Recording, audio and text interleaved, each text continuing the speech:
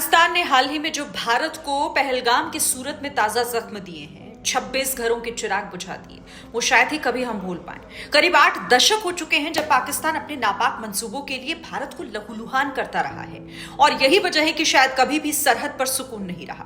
कश्मीर, जिसे धरती का स्वर्ग कहते हैं, वो हमेशा से पाकिस्तान की आंखों में खटकता रहा। पाक हमेशा से उस पर कब्जे की फिराक में रहा है। हाल ही में जो हमला हुआ, उसके बाद भारत ने कुछ कड़े फैसले लिए, जिससे पाकिस्तान में बौखलाहट है। दुनिया से मदद की भीख मांग रहा है। इसके अलावा पाक से परमाणु हमले की धमकी भी आई है। When it comes to India and Pakistan, we do not get involved into this debate of numerical strength.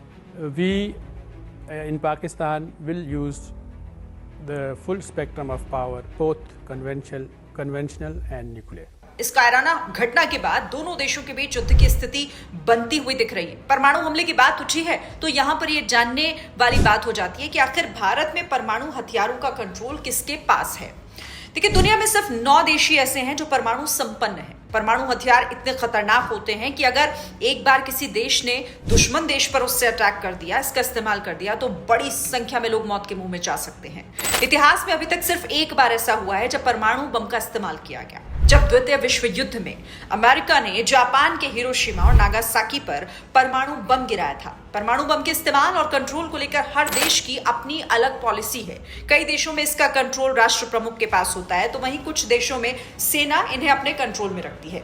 Bharat में प्रधानमंत्री परमाणु हमले का आदेश नहीं दे सकते हैं और न ही उनके पास किसी तरह का कोई रिमोट बटन होता है। परमाणु संपन्न और एक जिम्मेदार देश होने के नाते भारत ने परमाणु हथियारों के नियंत्रण को लेकर एक पूरी संरचना तैयार की है, जिसमें परमाणु हथियारों से जुड़े हुए फैसले न्यूक्लियर कमांड अथॉरिटी को लेने का ही अधिकार होता है। इसमें 2 तरीके की देखिए अथॉरिटी बनाई गई है। एक होती है राजनीतिक परिषद और दूसरी होती है कार्यकारी परिषद। देश के प्रधानमंत्री राजनीतिक परिषद की अध्यक्षता करते हैं। ये एकमात्र ऐसा निकाय है जो कि परमाणु हमले का आदेश देने का अधिकार रखता है। तो वहीं दूसरा राष्ट्रीय सुरक्षा सलाहकार कार्यकारी परिषद की अध्यक्षता करते हैं।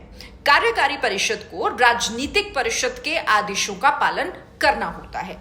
इसीलिए भारत में परमाणु हमले का फैसला कोई एक शख्स नहीं ले सकता। हमारे देश में परमाणु हथियारों के प्रबंधन के लिए स्ट्रैटेजिक फोर्सेस कमांड, यानी कि सामरिक बल कमांड बनाया गया, जो कि लॉन्चिंग मिसाइलों का इस्तेमाल करता है।